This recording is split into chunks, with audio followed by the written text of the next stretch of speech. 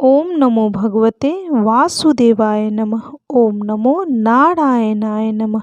जय श्री कृष्णा, जय श्री कृष्णा, जय श्री कृष्णा। जो पुण्य तीर्थ यात्रा तथा कठिन तपस्या करने से होता है, उससे भी अधिक पुण्य फल एकादशी का व्रत रखने से होता है। बंधुजनों, आज हम माघ मास के शुक्ल पक्ष की एकादशी जया एकादशी व्रत की कथा सुनेंगे। तो चलिए कथा प्रारंभ करते हैं।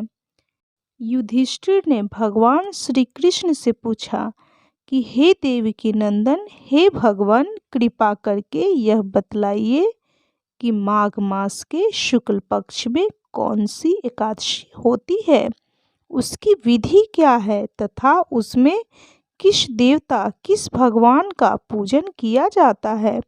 भगवान श्री कृष्ण बोले कि हे राजेंद्र, हे युधिष्ठिर, हे नृपश्रेष्ठ, माघ मास के शुक्ल पक्ष में जो एकादशी होती है उसका नाम जया एकादशी है। वह सब पापों को हरने वाली उत्तम तिथि है। पवित्र होने के साथ ही पापों का नाश करने वाली तथा मनुष्यों को भोग और मोक्ष प्रदान करने वाली है। इतना ही नहीं, वह ब्रह्मा हत्या जैसे पाप तथा पिशाचत्व का भी विनाश करने वाली है। इसका व्रत करने पर मनुष्यों को कभी प्रेत योनि में नहीं जाना पड़ता है। इसलिए राजन, यत्न पूर्वक जया नाम की एकादशी का व्रत करनी चाहिए। तो चलिए इसकी कथा सुनिए। एक समय की बात है, स्वर्गलोक में देवराज इंद्र राज्य करते थे। देवगण पारिजात वृक्षों से युक्त नंदन वन में अप्सराओं के साथ विहार कर रहे थे। 50 करोड़ गंधर्वों के नायक देवराज इंद्र ने स्वेच्छानुसार वन में विहार करते हुए बड़े हर्ष के साथ नृत्य का आयोजन किया। गंधर्व उसमें गान कर रहे थे, जिनमें पुष्पदंत, चित्रसेन तथा उसका पुत्र ये 3 प्रधान थे। चित्रसेन की स्त्री का नाम मालिनी था। मालिनी से एक कन्या उत्पन्न हुई थी जो पुष्पवंती के नाम से विख्यात थी। पुष्पदंत गंधर्व के एक पुत्र था जिसको लोग माल्यवान कहते थे। माल्यवान पुष्पवंती के रूप पर अत्यंत मोहित था।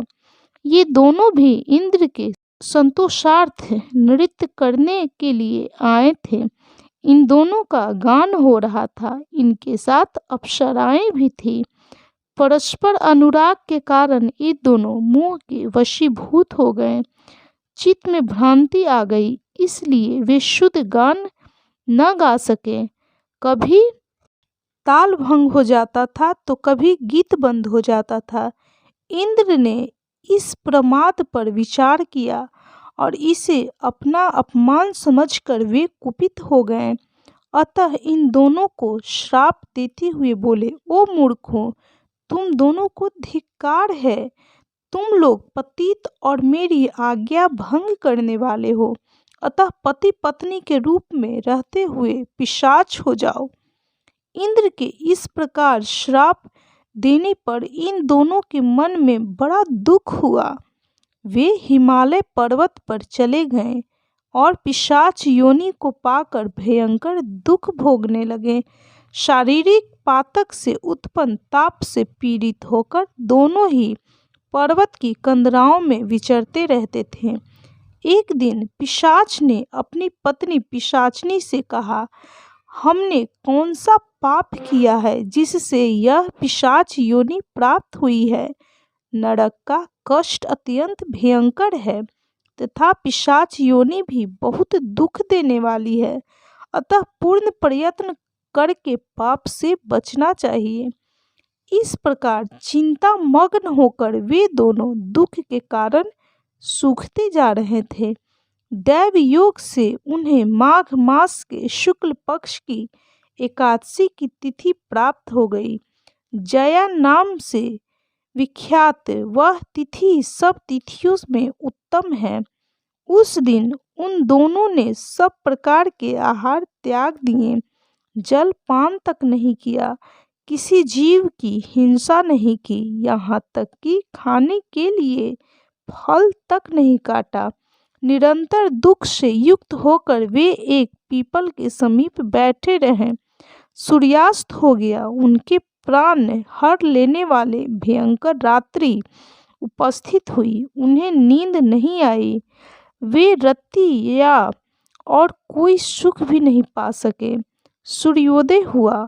द्वादशी का दिन आया। इस प्रकार उस पिशाच दंपति के द्वारा जया एकादशी के उत्तम व्रत का पालन हो गया। उन्होंने रात में भी जागरण किया था। उस व्रत के प्रभाव से तथा भगवान श्री हरि विष्णु की शक्ति से उन दोनों का पिशाचत्व दूर हो गया। पुष्पवंती और माल्यवान अपने पूर्व रूप में आ गए। उनके हृदय में वही पुराना स्नेह उमड़ रहा था। उनके शरीर पर पहले जैसे ही अलंकार शोभा पा रहे थे। वे दोनों मनोहर रूप धारण करके विमान पर बैठे और स्वर्ग लोक में चले गए। वहां देवराज इंद्र के सामने जाकर दोनों ने बड़ी प्रसन्नता के साथ उन्हें प्रणाम किया। उन्हें इस रूप में उपस्थित देखकर इंद्र भगवान को बड़ा विस्मय हुआ। उन्होंने पूछा, बताओ किस पुण्य के प्रभाव से तुम दोनों का पिशाचत्व दूर हुआ है?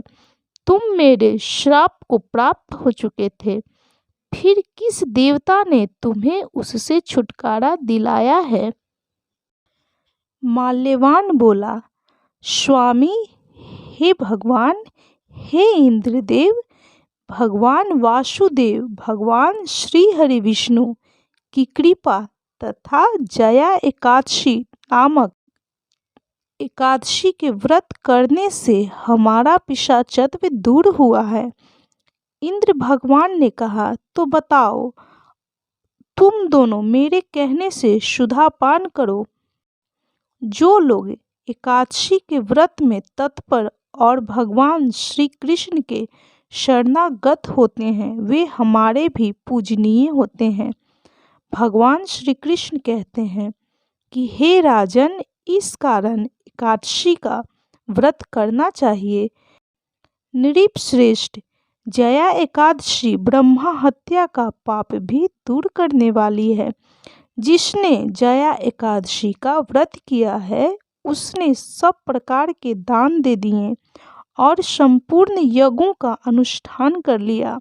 इस महात्म्य के पढ़ने वाले, सुनने वाले या जिसके द्वारा इस कथा का, इस जया एकादशी व्रत कथा का वृतांत कोई और सुने, उसे अग्नि अष्टोम यज्ञ का फल प्राप्त होता है। संगीत एक साधना है, एक विद्या है। इसमें पवित्रता आवश्यक है। फिर जिस सभा में अपने से बड़े गुरुजन आदि उपस्थित हों, वहाँ प्राणी को संयम और मर्यादा बनाए रखना चाहिए, ताकि गुरुजनों और बड़ों का सम्मान बना रहे। गुरुजनों और बड़ों का अपमान करने वाला मनुष्य घोर नरक को प्राप्त होता है। उसे नरक की यातनाएं भोगनी पड़ती है। तो बोलिए, ओम नमो भगवते वासुदेवाय नमः। ओम नमो नारायणाय नमः। जय श्री कृष्ण, जय श्री कृष्ण, जय श्री कृष्ण। बंधुजनों, इस जया एकादशी व्रत कथा को आप भी सुनिए और दूसरे को भी सुनाइए। यदि आपके द्वारा इस कथा का महात्म्य कोई और भी सुनेगा, तो उसका पुण्य फल भी आपको जरूर प्राप्त होगा। तो जितना हो सके इस कथा को शेयर अवश्य करें। और यदि कथा अच्छी लगी हो तो कमेंट जरूर करें और वीडियो को लाइक कीजिए, शेयर कीजिए और चैनल को सब्सक्राइब करना बिल्कुल भी ना भूलें।